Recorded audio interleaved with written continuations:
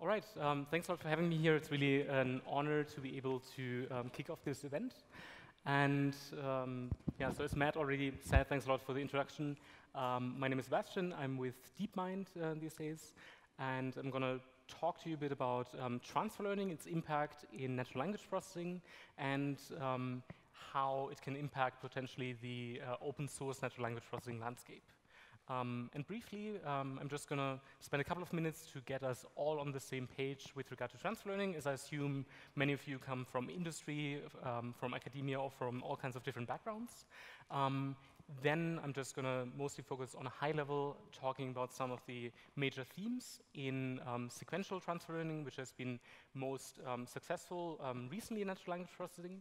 After that, I'm going to spend a bit more time talking about open source, some practical considerations, and in particular hubs, which I think is one of the the techniques or ways transfer learning is often accessed these days. And then in the end, I'm going to spend a bit more time talking about what I perceive to be potential future directions, both in terms of transfer learning as well as its impact on the open source community. And some of the slides I'm going to mention here are based on a tutorial we gave at NACL in Minneapolis a couple of months ago. And credit here is due to the awesome Matt, Swaba, and Thomas. So without further ado, just to position transfer learning within and in contrast to classical machine learning, really, I assume most of you are familiar with the classical setting in machine learning, which is typically, if you're interested in doing a particular task A, you would go out there, gather and collect training data for that task, then train your model on data of that task in order to evaluate it on data that comes from the same domain, the same task, and the same distribution.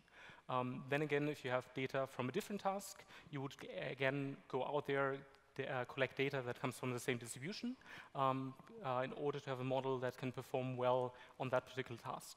And transfer learning, how I think of it, can be seen as kind of in contrast to that. Here again, you start out with a task that you care about, where you want your model to perform well on. But now, instead of just collecting training data for that particular task, you try to leverage data that comes from related sources from other domains or tasks that are similar to your source task. And you somehow try to extract information from those related data sources that you can then apply and adapt to your target task. And transfer learning in NLP is really is worthwhile talking about, in particular because generally transfer learning is really is successful or is a viable method to use if you can rely on sharing some sort of information between your source and your target setting. And as I'm sure many of you are aware of in NLP, there's really different levels of representation, different levels of meaning and structure that can be shared across many different tasks, as well being that on the syntax, on the lexeme, or on the semantics level, for instance. And in addition, often, depending what task you want to deal with, in practice, gathering training data can be quite expensive, or for particular use cases, might even rely on having particular linguistic expertise. And transfer learning is really most useful in these settings where either gathering training data is too expensive or where you simply don't have a lot of training data to start with, and where you can see really most of the success and most of the impact in practice.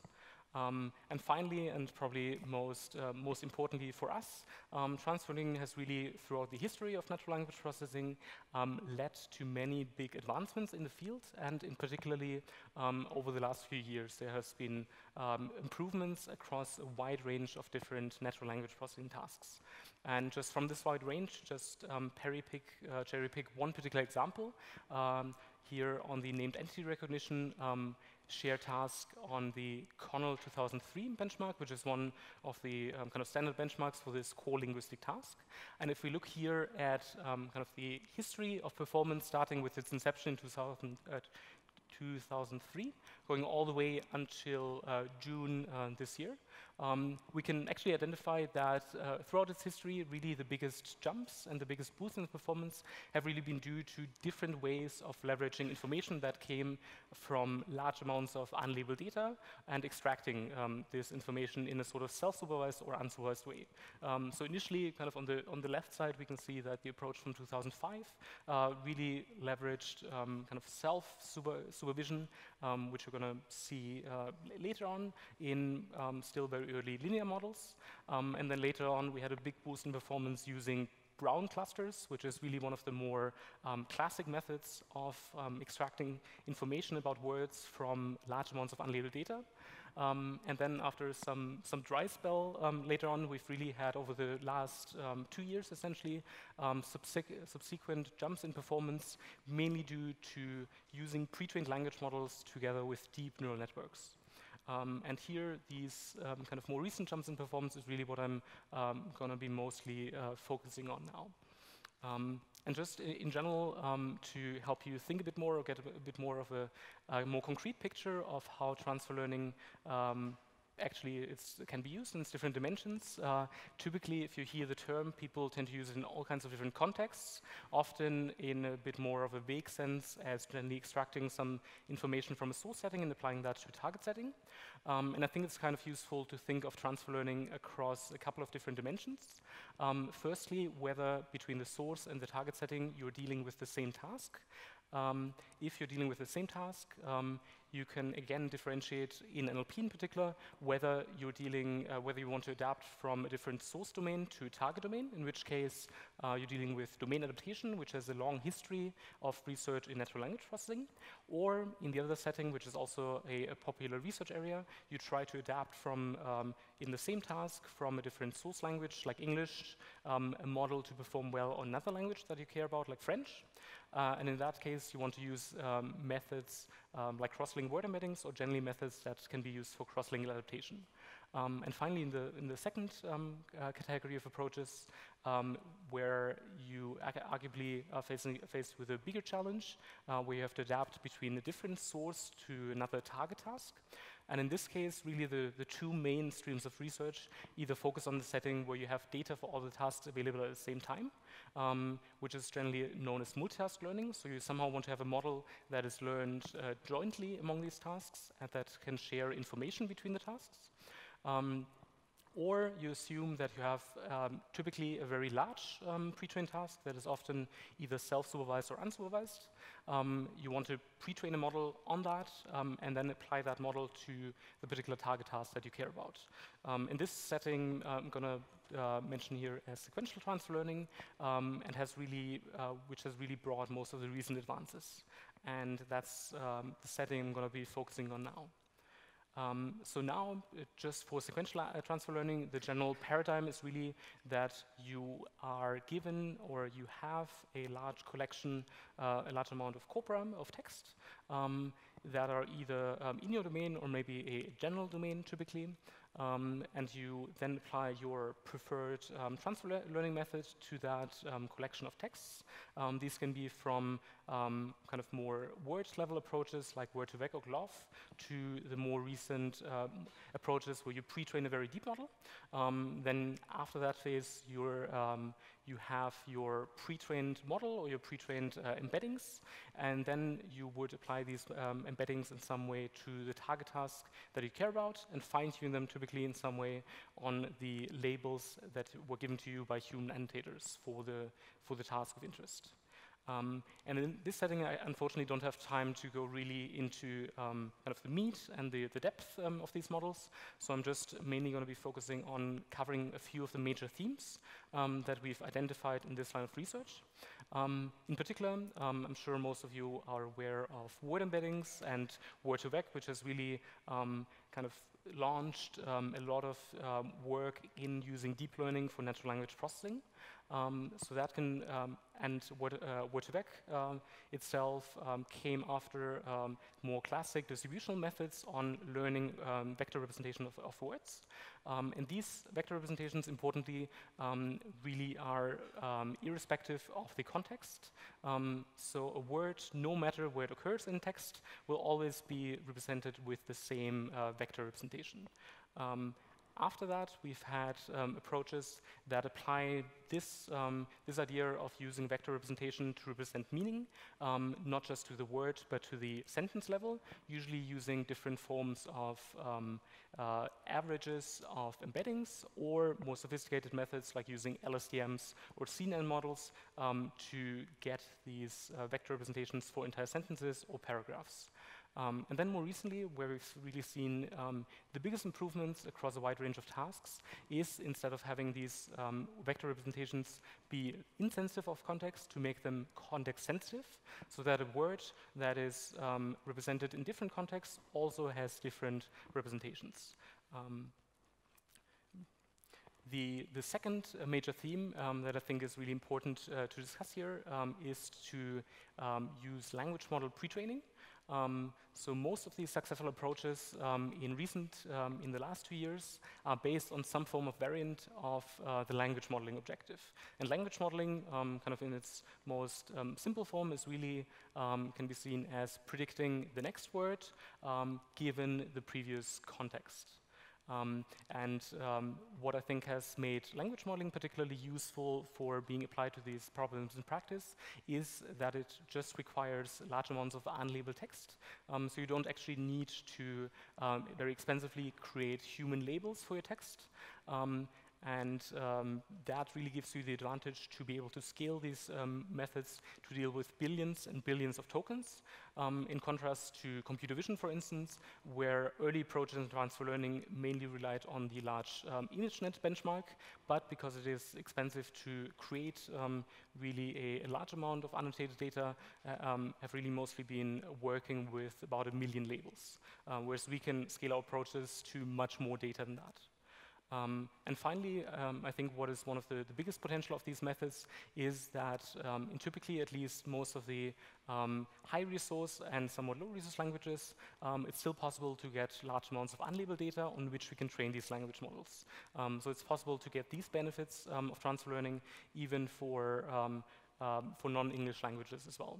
And in general, language modeling has also been shown to be very versatile. So we can not only learn word representations, but also representations of paragraphs or documents, which have been found useful.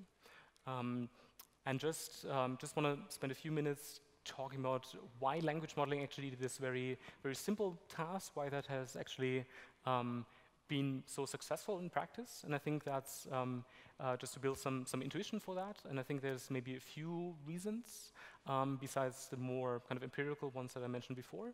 And in particular, if you think of being able to kind of foresee and predict what comes next in a sentence, that's actually a very difficult task, even for humans. Language modeling, in order to be able to do this task, you really need to compress all the possible meaning, a distribution of the possible meanings essentially over what could come next in the sentence. So for instance, if you want to predict next in this sentence, they walk down the street too, you both have to model syntax, you have to model agreement, but you also need to know something about the semantics of the text in what could either talking about locations, they walk down the street to the train station, or in order to buy something. So you really have to take into account these different contexts and model a lot of what we know to be true about the real world.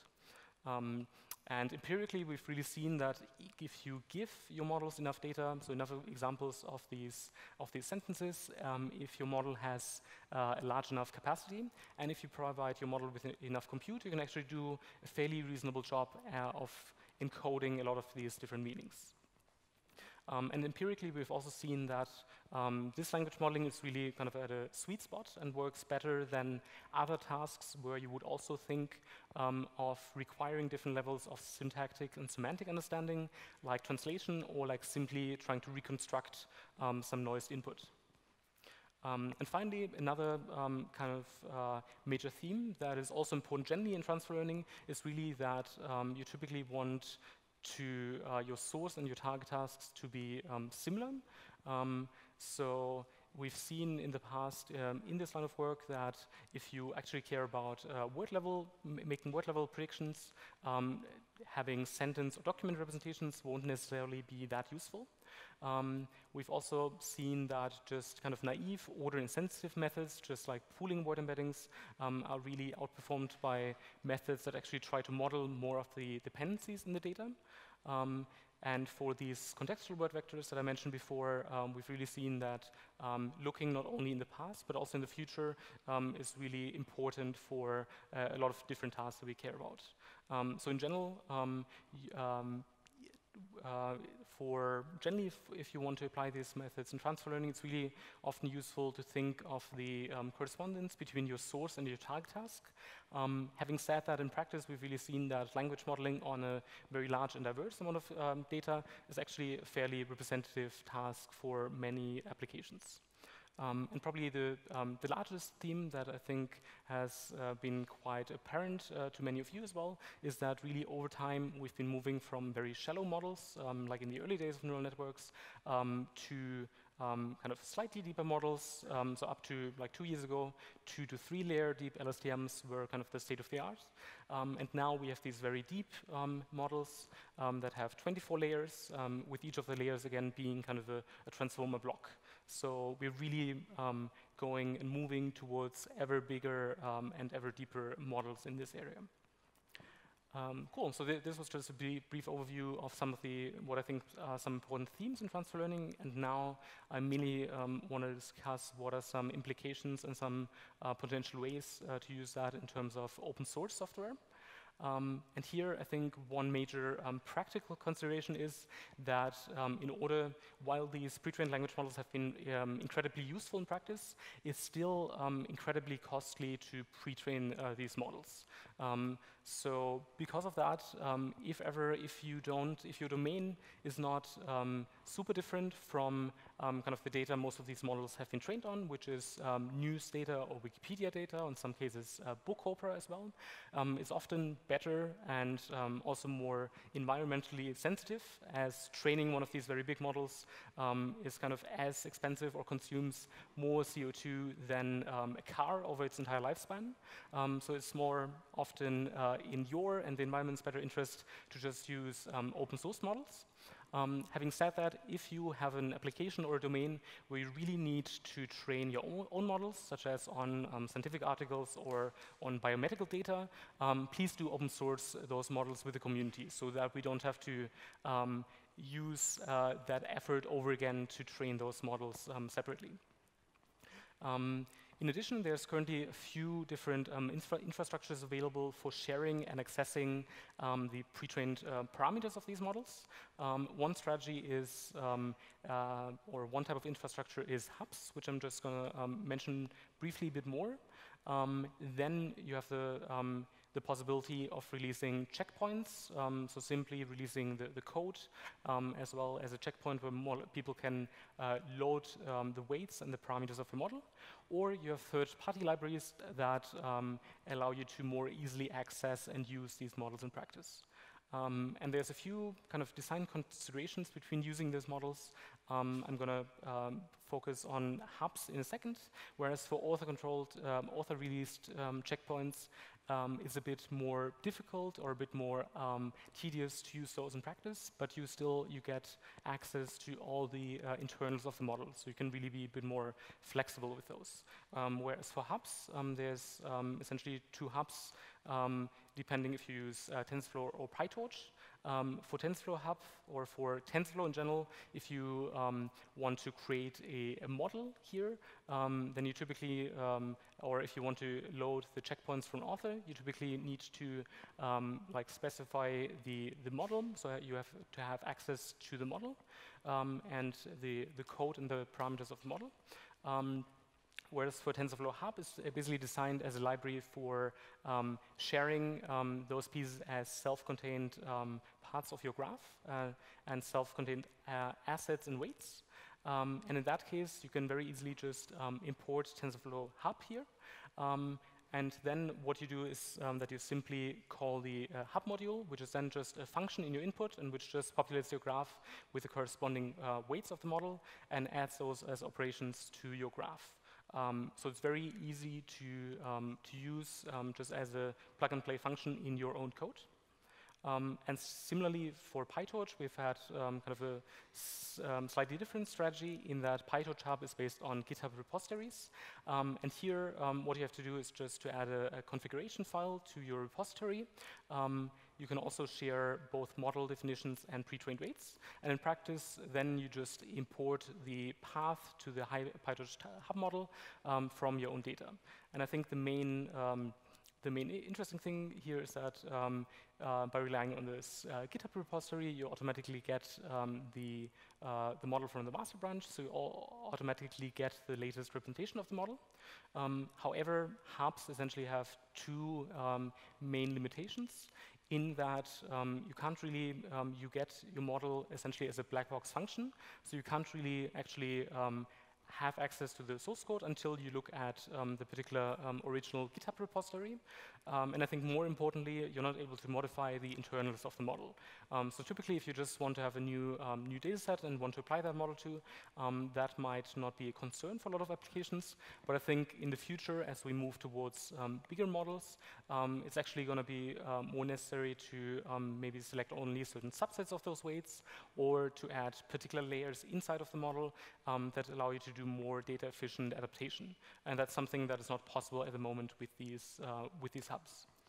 And just while being on the topic of open source and being at DeepMind now, I thought it's kind of useful to spend just a few minutes talking about the role of open source at DeepMind.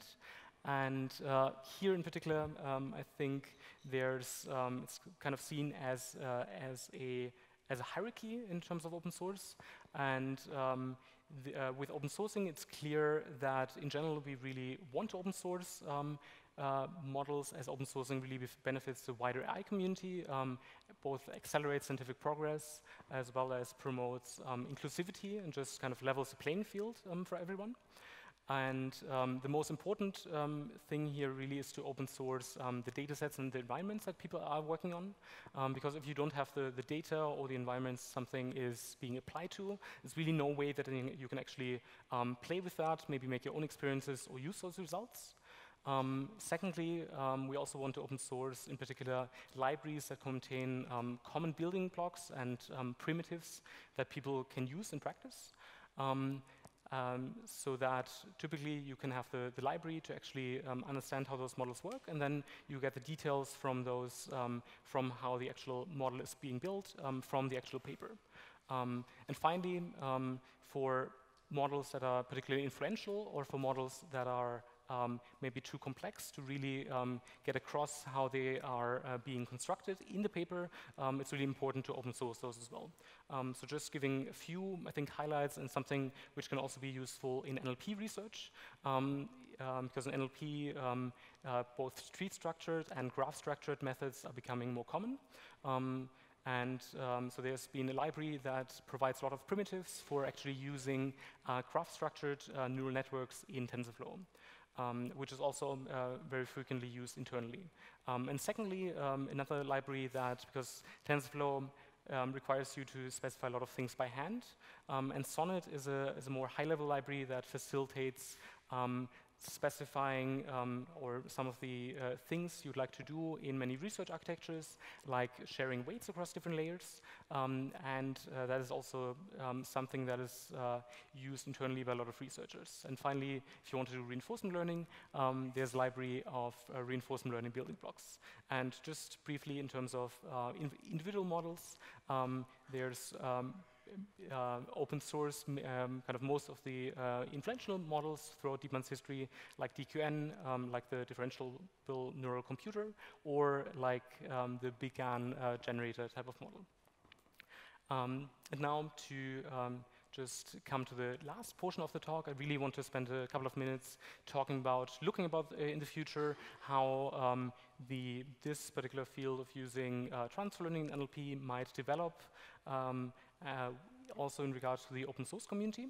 And in particular, as I've mentioned in the beginning, so far most of these models have really been using different forms of language modeling, of predicting some parts of the text in order to get a better representation.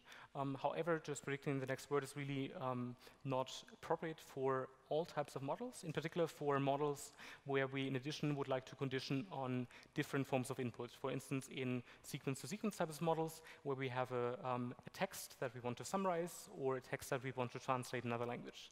And language modeling itself is not really the kind of go-to or a direct fit for this kind of pre-training task. And as I mentioned in the beginning, you generally get better performance in terms of transfer learning if your source task is as closely aligned as possible with your target setting.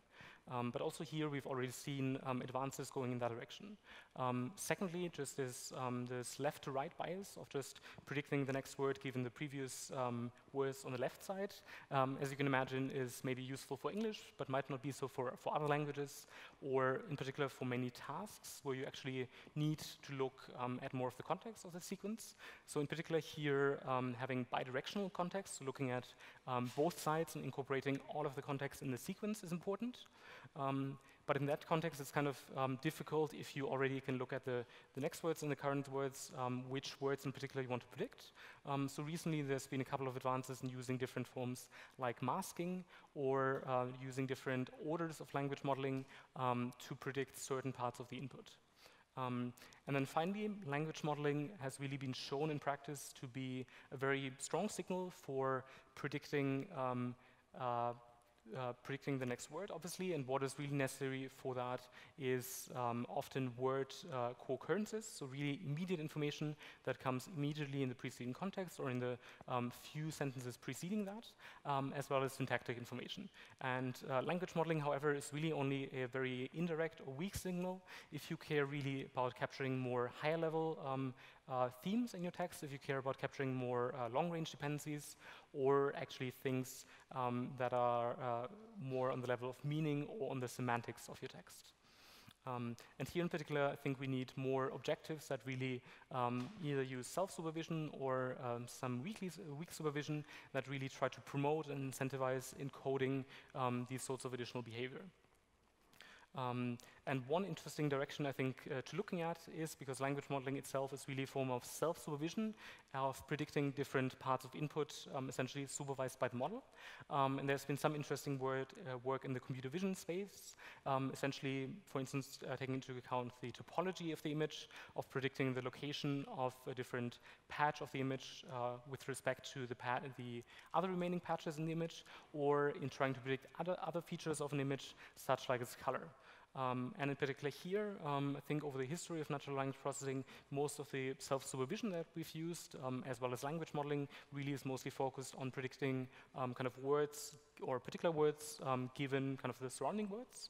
So I think it would be really interesting to come up with more self-supervised objectives that act on different levels of meaning, such as on the discourse or document level, or that maybe incorporate other sorts of information, like additional data or metadata that might come with your data that you might not be apparent directly in the data, but that you can still leverage to get some supervision here. And in particular, I think these objectives can be used to emphasize certain qualities of the text that you particularly care about. And in that line, I think it's really useful to come up with certain specialized pre-training tasks that really try to learn some of these explicit representations that we care about.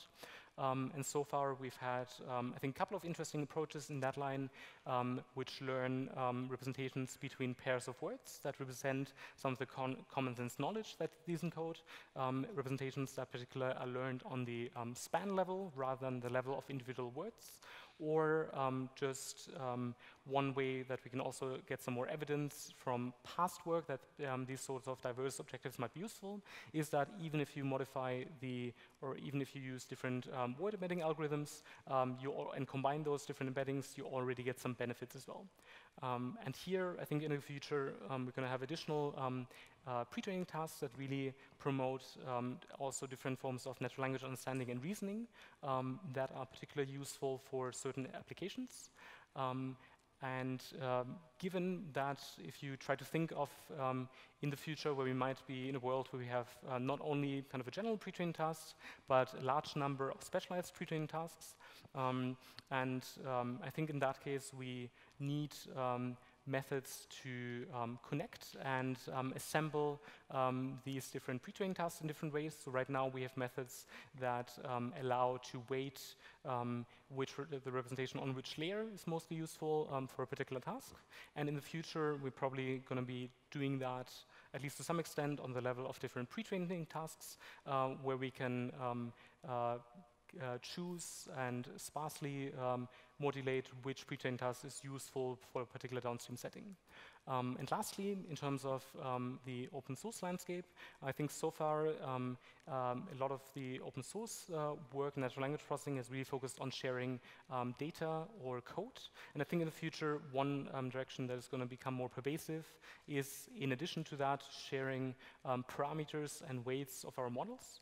And making it easy for people to easily access and combine different models that have been pre-trained on different tasks and different domains. And here, as I mentioned before, I think hubs are a good step in that direction, as they give you access to a lot of different models in one place. However, as I mentioned before, they also have their limitations.